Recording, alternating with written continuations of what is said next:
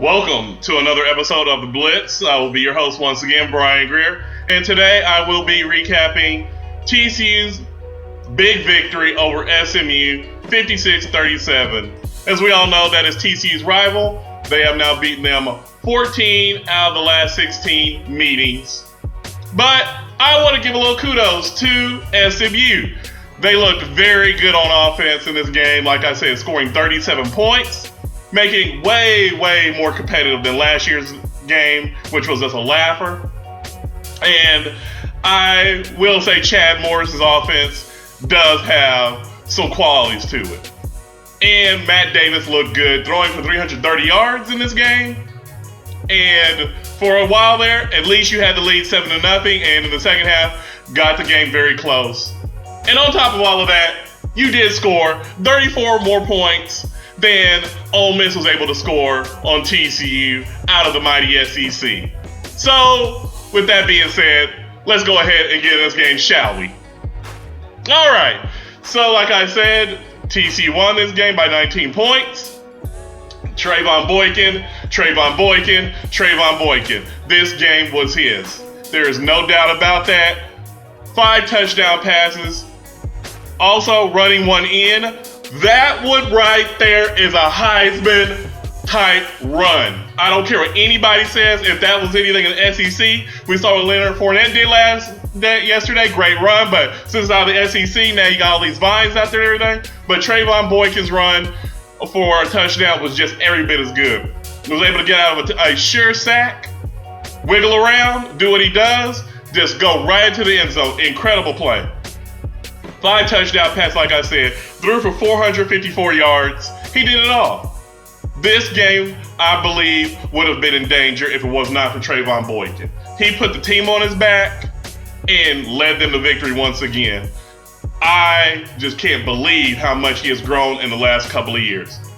By far, the most improved college football player by far in the last 2 years. There's nobody compared to him. Because if you saw him 3 years ago to what he can do now as far as throwing the ball, it is mind-blowing.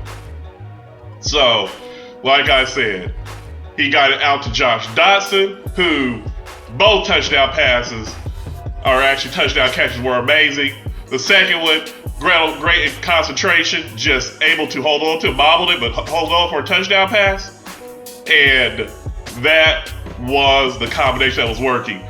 It went for 161 yards, 2 touchdown catches.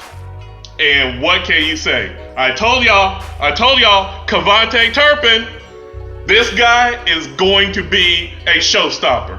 On the first touchdown pass, 61 yards for Trayvon Boykin. Incredible speed. Just burned the defense of SMU. Did what he wanted to do all game long. This guy on punt returns is dynamic. True freshman, the sky's the limit. With that kind of speed, he's going to kill a lot of secondaries. Just can't wait to see him get the ball more. But you saw it really on front and center against SMU. Just a great performance.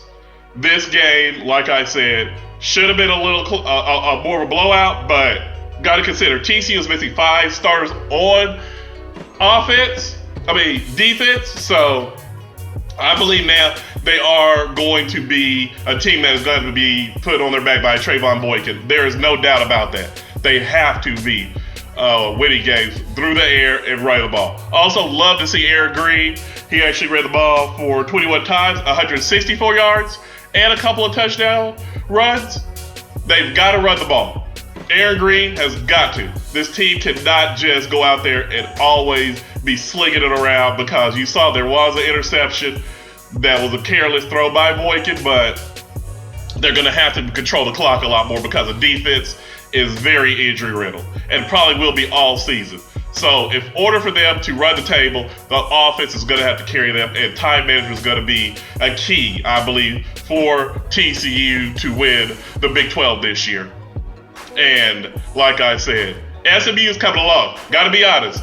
I know Chad Morris all overhyped. He's going to be the next Gary Patterson, which there's never going to be another Gary Patterson. Let's stop that. But very improved on offense. Like I said, Matt Davis was very good, but their defense was horrible. Just absolutely horrible. Hopefully, if he does find a defensive coordinator who could do something, they can become something and actually make this somewhat of a rivalry. Because right now, TCU has made this not a rivalry. Like I said, winning 14 of the last 16 times they've played. And I'm really looking forward to seeing what holds in the future for this offense, because they are now clicking. Absolutely clicking on offense. Last week against Stephen F. Austin, 69 points. This week, 56 points. So Doug Beacham and Sonny Cumbie, they've got it going. Co-offensive coordinators for TCU. And they're really going to need this, because it is going to be a very, very tough schedule coming up, because next week they do start conference play against Texas Tech at Texas Tech. And I'm pretty sure Texas Tech is really wanting to get revenge after last year, the embarrassment that TCU put on them, putting up over 70 points. So that's a team that can score. I expect that to be a shootout. Really fingers crossed that the defense can hold up some against Texas Tech, but that is going to be a very, very wild game.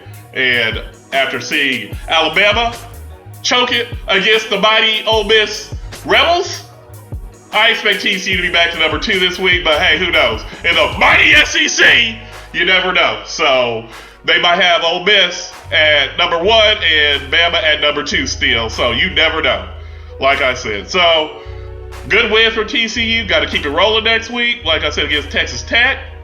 So with that being said, want to hear your comments on this game? Were you impressed by Trayvon Boykin? How impressed were you by Kevontae Turpin, the potential for him? Also, Josh Dotson, Aaron Green. Are you worried about the defense like I am, that it's not going to be a very tough and stout defense? So, as always, please comment, like, and subscribe to Unrivaled Multimedia. And as always, until the next episode of the Blitz, take it easy.